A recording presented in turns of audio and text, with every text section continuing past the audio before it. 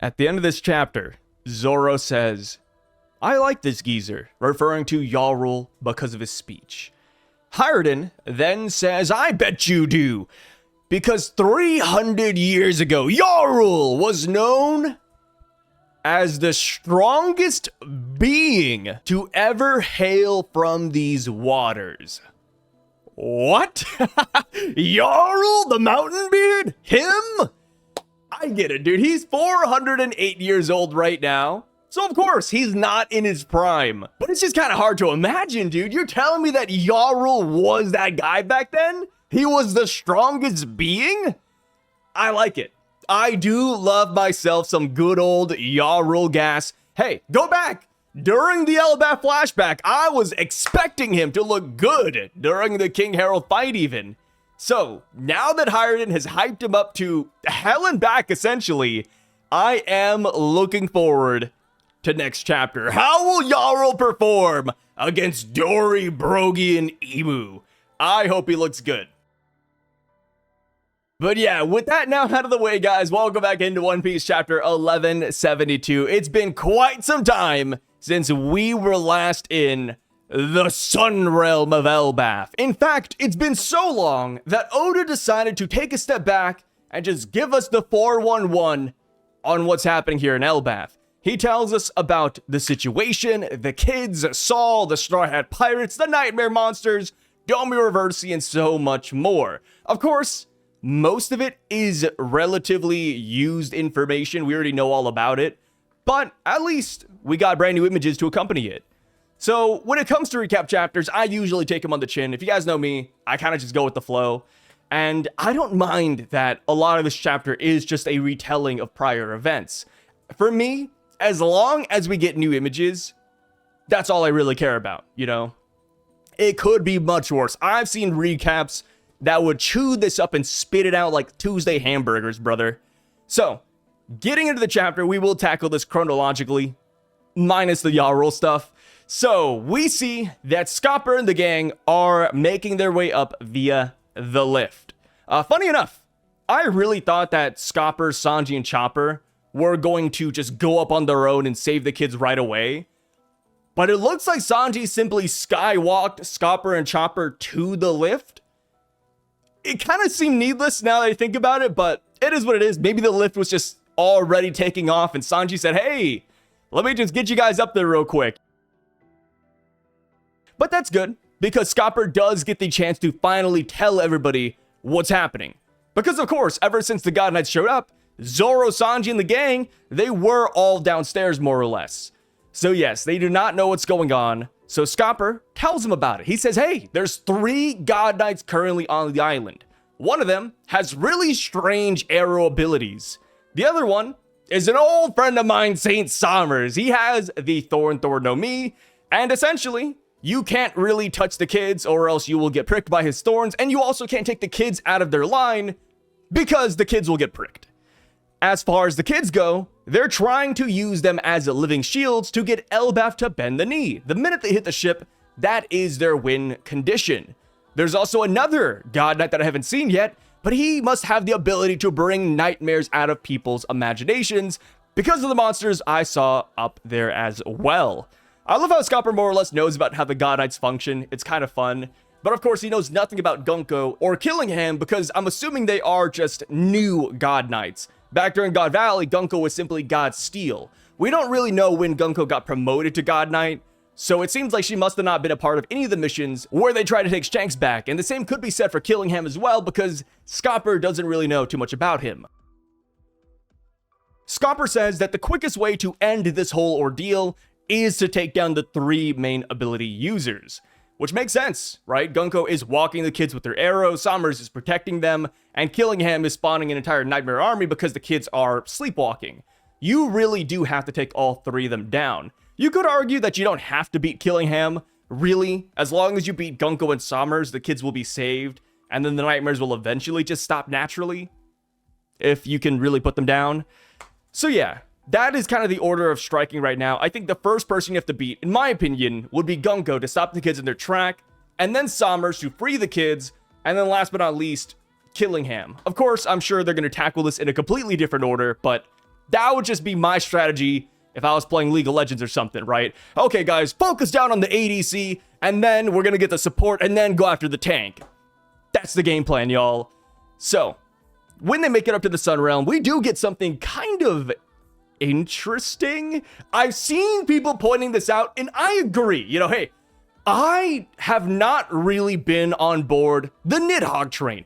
I respect the theory. I can see the theory being true, but I'm like, okay, but we already have Nidhogg. Is Oda simply going to take it and just, you know, re-spin it over to Loki's Devil Fruit? Maybe. I just hope Loki's Devil Fruit looks cooler. Of course, I'm sure if you've been around the block, you've seen the Nidhogg theories for yourself. But yeah, that's always been my stance. It's a cool idea. I just hope Oda does something more with it. But in this chapter, when Harley makes it up there, Oda decides to focus on Nidhogg.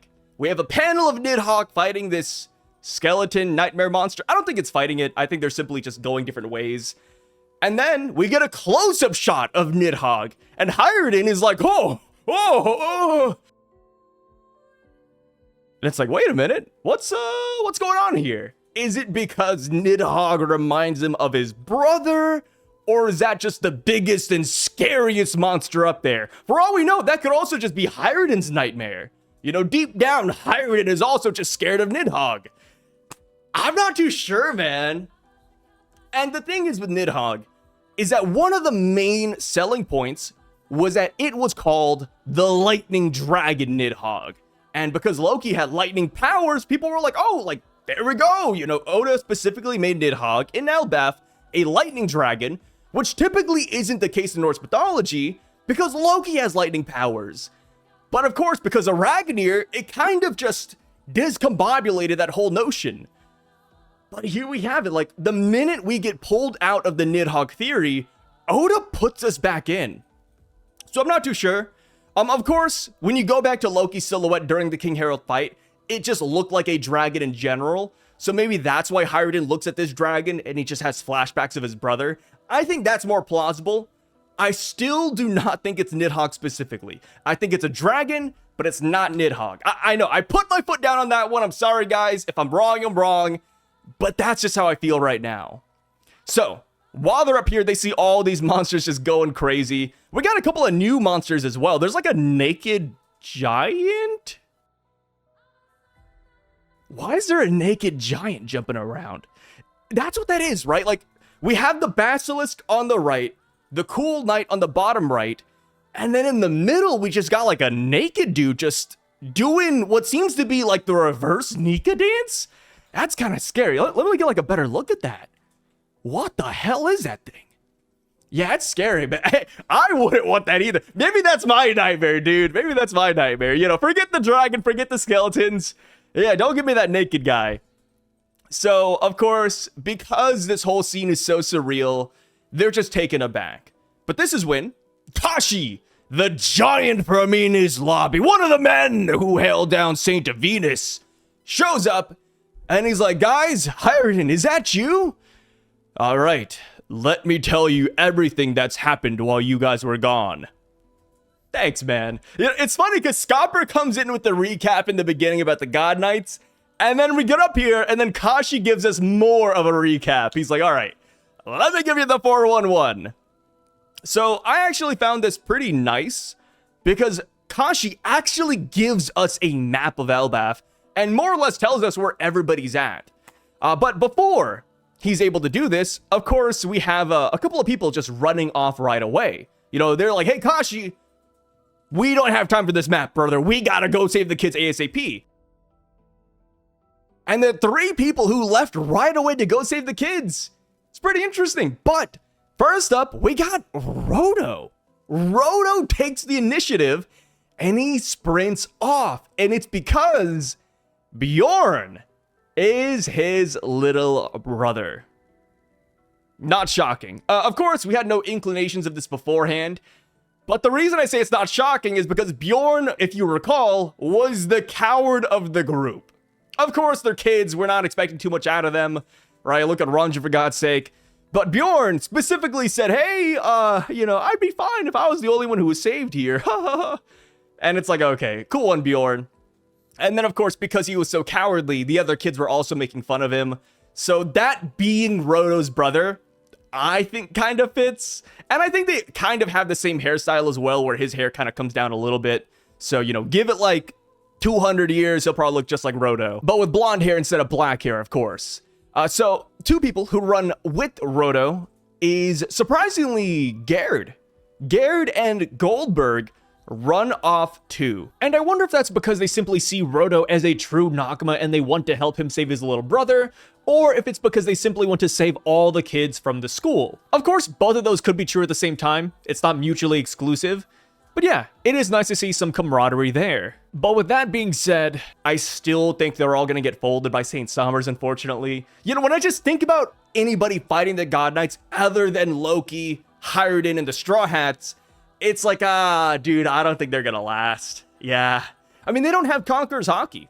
So while they can try their best, while they can probably chop him up, it's like, dude, Summers killing him and Gunko, they're just gonna regenerate, so whenever I see people going off without a Conqueror, it's like, god, dude. They're just gonna get minced, man. I hope not, but we'll see. You know, when it comes to Summers, we're all expecting a Sanji matchup to some extent. I feel like that is the one matchup a lot of people are confident in, and I'm there too. I think if Sanji had to fight somebody, it's probably gonna be Summers. And right now, Summers is the one who incapacitated Robin. Ripley's on her way over there and she might get cooked too. And now Gerd's gonna get cooked. Yes, that's 3 women that are gonna get beaten by St. Summers, brother. Yeah, I think Sanji's gonna fight this guy.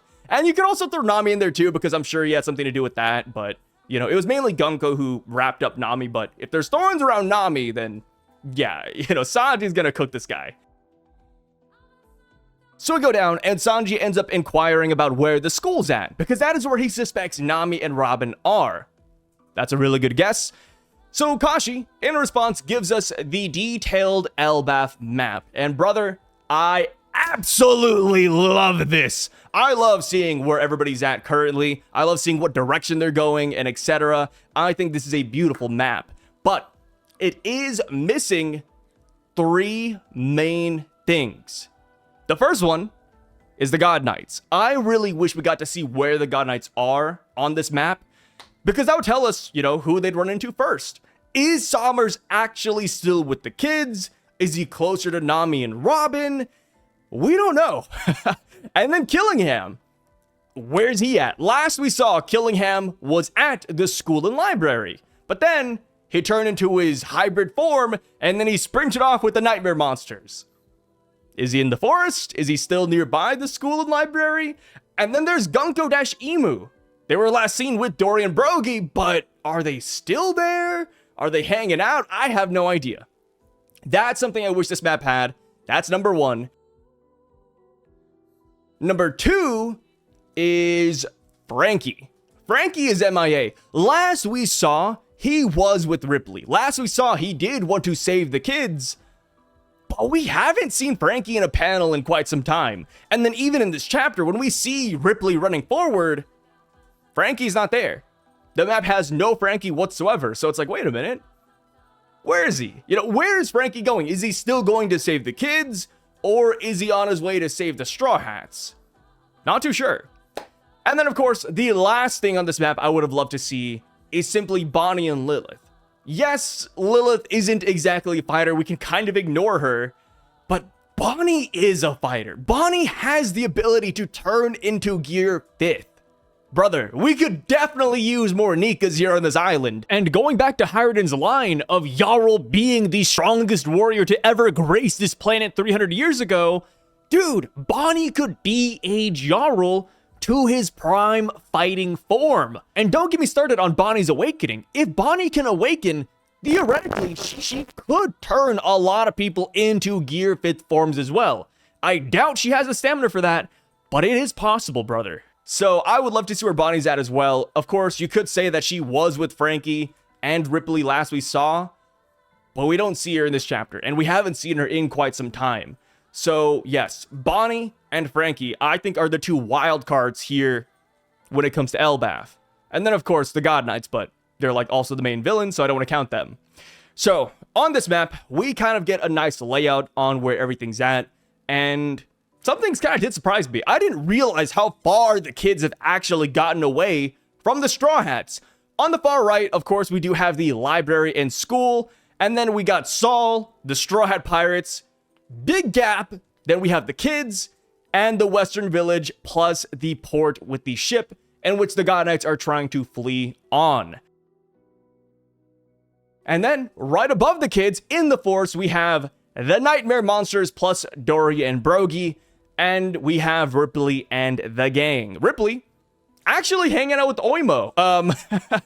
We got Kashi here giving us the map. He's been defeated, but Oimo, man, he's still chugging along. Love to see it. Do I expect anything from Oimo? Not really, but it's nice seeing that he's there, right? It's just one of those things. So when Kashi drops this map on us, we actually cut away to each and every faction, which is pretty cool. And one of them is, of course, the Straw Hat Pirates. And we see that they're actually missing one person. That person being Brook. Brook managed to get away. Jinbei says, I doubt Chopper will be back in time soon. And Brook, he's gone off somewhere. He must be up to something. How? That's my main thing. How did Brook get away? Because his body isn't here, so it's not like he used his soul form and he's currently traveling around. No. Brook actually got away. Is he simply hopping while bandaged up? Because last we saw, Gunko did wrap Brook up in a lot of bandages. So it's like, wait a minute, like, did Brook actually break out of it somehow? Did he cut it? Did he use a hockey burst? Or perhaps, since Brook is a skeleton, did he simply break his body apart, bone by bone, and then just reassemble himself afterwards? But as far as Brook goes, I feel like it's pretty obvious where he's going. He's off to go see Gunko, because that's where we last ended off, right? Gunko is running towards Brook saying, hey, is that you? And then it's like, okay, yeah. I think Brook also recognizes her, and I am looking forward to that confrontation. Who knows, maybe Brook will be able to save Gunko or liberate her, or at least bring her back for a little bit, which I do think would be massive here. If Brook is able to get the real Gunko back, there is a chance that could undo Domi Reversi to some extent. So I am definitely looking forward to what goes on there. Hey, we know that music is a key aspect in One Piece. Luffy has the drums of liberation. Maybe Brook will whip out the guitar of liberation too. We can only wish, man. We can only wish. So we go down and we see that because of Elbaph's dire straits, Jarul hops on the Denden Mushi and he tells everybody what actually happened the day King Harold died. He says that Harold attempted to join the world government, but his efforts were shunned and betrayed 14 years ago on that fateful day. He says that he saw it all with his very own eyes. He was killed by the act of a demon. Harold struggled with his very last breath to keep Elbaph from falling into that demon's hands. I held my tongue, fearing that our people would rise up in revenge, leading us to an untimely war that our king never wanted. Loki took the people's anger upon himself when he sailed out to sea. He may have always been boorish, but Loki is innocent. We cut over to Zoro and Hyruden. Zoro's like, well, that's the gist of it. I wouldn't word it that way, but, you know, he hit all the points. And then we have Hyruden, who's just mad, you know? He's over here fuming, and he's like, don't get carried away, Jarul. I'm assuming the reason he says that is because he still has minor grudges against Loki. It goes back to last chapter where Hyruden said, hey, Loki, sure, I forgive you for the day our dad died, but I still don't forgive you for our childhood, though. You know, Loki, you're still very mean to me. Jarul continues the speech, and he says, now today, 3 demons have appeared to subjugate our nation. I hoped that this matter was behind us, but we are once more in need of great power. And that is when we see the God Knights here. And I really like what Oda did. I don't know if you guys noticed, but in the background of Killingham, Gunko, and Sommers, you can actually see where they're maybe at. Like for Killingham, in the background, we see the Mumas, we see the forest. For Gunko, we see the forest, and we see Domi Reversi giants. And then for Sommers, we see him sitting on a branch. And it's like, okay, we kind of know where they're at, but the map also didn't put them anywhere. So it's like, okay, we at least know general locations. Jarl continues, and he says, I'm speaking to you now, demons. You can take our culture and history, but let the little ones go. If you think this act will crush our spirit, you've made a great mistake. We will not show you the same patience that Harold did. Forgive me, little ones. You need to cover your ears if you can. Which is very odd he says that. I'm like, okay, wait, Jarl, now? Like, after you said like 90% of your speech, now you want them to cover their ears? But it could just be because this last part is groundbreaking. But he says that if the Harley prophecies are true, the world is bound to face a great divide one day. So be it. From this day forward, all of Elbaph will stand against the world government. We will protect the peace that King Harold dreamed of. Beautiful speech. Dude, the speech was like almost the whole chapter, right? So when it comes to this last line, the whole thing about how the world will face a great divide as the Harley prophesized, I'm not too sure what he's talking about. You know, going back to the Harley text and the mural in chapter 1138, the Harley text already separated the first world, second world, and third world. And we kind of just assume that the first world is Sun God Nika's era, second world is Joy Boy's era, and the third world is our current era. So what's going on with that? What is Jarl talking about? Is it simply like, oh, this is when the third world will officially be established? Maybe that's it? But it's really tough to say either way because Saul, the way he described the Harley text, it seems like he already knows that the world we're currently in, this present day, is actually the third world. And even when it comes to the mural, there's still a lot of debate on what it actually even is depicting. Is it the first world and second world and third world? Is it all just one of these worlds? We don't really know. Hell, we still don't know if Frankie is blocking something in the middle of the mural even. But we'll see. You know, when it comes to the Harley and the mural, there's just so much ambiguity in both of those things that legitimately Oda could just flip everything on its head. And hell, he could even introduce more of the Harley text, which the Harley text is so funny because it's this massive, giant book, right? Remember this. It's a giant book with seemingly hundreds of pages, and we only got 3 pages here. You know, first world, second world, third world, that's the end of the book. Like, I'm sure there's more there too that we just haven't seen. Like, surely the book isn't just 3 pages. But yeah, man, crazy, crazy stuff. We end off the chapter with Zoro and Hyruden ending up in the Western Village. That is when they gas up Elder Jarl, calling him the strongest being 300 years ago. I'm all here for it. You know, 300 years ago was so long ago. I'm trying to think, like, okay, who was around 300 years ago?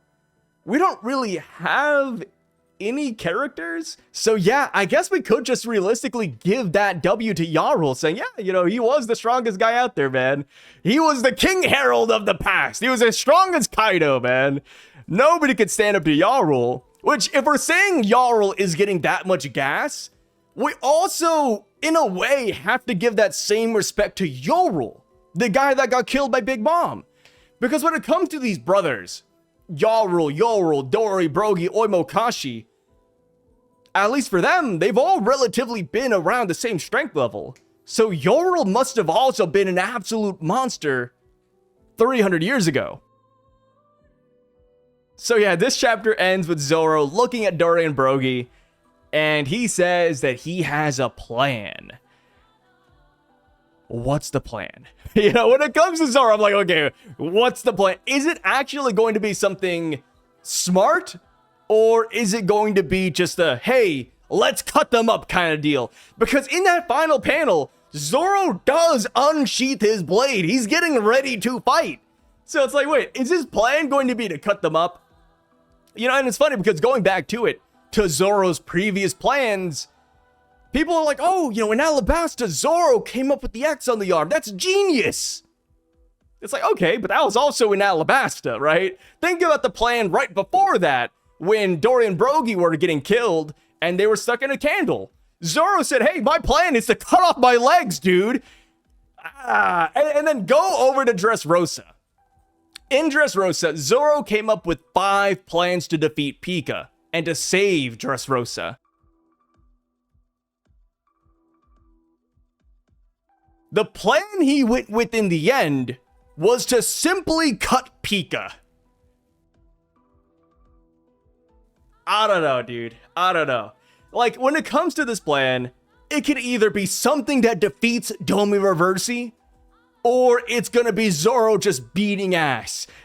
It's one or the other, y'all. One thing I do want to point out, and I've seen a lot of people floating this image around online at this point, but there was a One Piece opening 12 specifically, where Zoro is playing Reversi against Robin. He's losing in the image, but he does know how to play Reversi. So maybe he's gonna use those Reversi skills and turn the black pieces white. That could be it. You know, I'm not saying that was like definite foreshadowing because it was so long ago, but who knows? You know, I doubt Oda forgot about that, so maybe he is bringing that back into the equation. And one thing interesting as well is that they know, Tyrion, all of them, they know that this is a game of Reversi. They talk about not getting in between them. And hell, during Jarul's speech here, he calls this a game of Reversi. So, yeah, like, we don't have to put the pieces together. We know what's happening. So surely there's a way to flip the pieces back over. I think flipping them on their backs might actually work in a weird way. Because, you know, going back to Roger and Garp versus Zebek, we had the whole thing where Roger and Garp surrounded Zebek and started beating him up. And it's like, okay, in a game of Reversi, you surround a black piece or a white piece and they flip. But that didn't happen for rocks. So maybe there's something else. Maybe you actually have to flip these guys upside down. Maybe that's it. So yeah, if Zoro ends up doing that, I think that'd be pretty cool. Of course, when he whips out his sword, he doesn't have to cut something. He does have Tatsumaki, which is his dragon twister attack, which throws his opponents in the air anyways. So maybe that's what he's going to end up doing. But we'll see.